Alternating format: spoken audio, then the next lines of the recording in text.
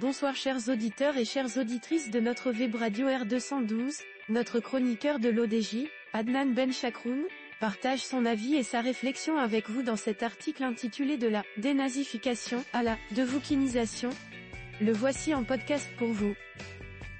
Adnan Benchakroun ouvre sa réflexion en mettant en parallèle deux stratégies discursives de la manière suivante.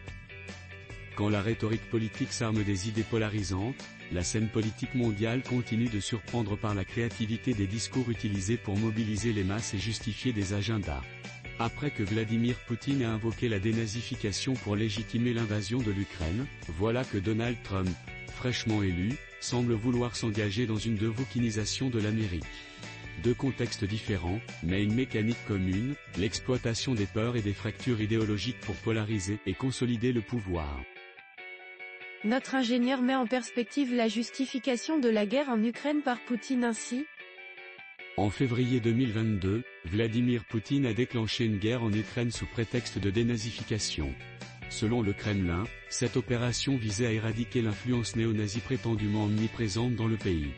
Une assertion fortement contestée par les historiens et les institutions internationales, qui y voient un prétexte géopolitique masquant une volonté expansionniste.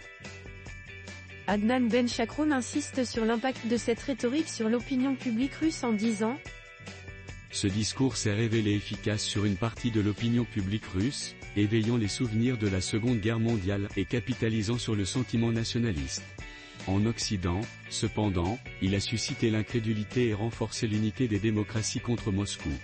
En fin de compte, cette rhétorique a davantage isolé la Russie sur la scène internationale qu'elle ne l'a renforcée. » Le chroniqueur enchaîne sur le cas de Donald Trump, figure emblématique du populisme américain en ces mots.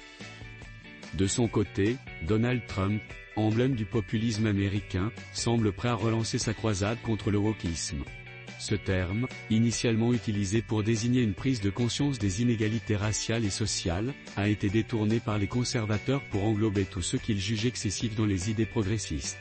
Le discours de Trump sur la devoukinisation pourrait être interprété comme une tentative de recentrer l'Amérique sur des valeurs dites traditionnelles. Cette posture vise à séduire une base électorale frustrée par les évolutions sociales perçues comme rapides et imposées par une élite urbaine. Cependant, cette approche soulève des inquiétudes sur son potentiel à intensifier les divisions idéologiques au sein du pays. L'auteur approfondit sa réflexion en mettant en lumière une analogie troublante ainsi.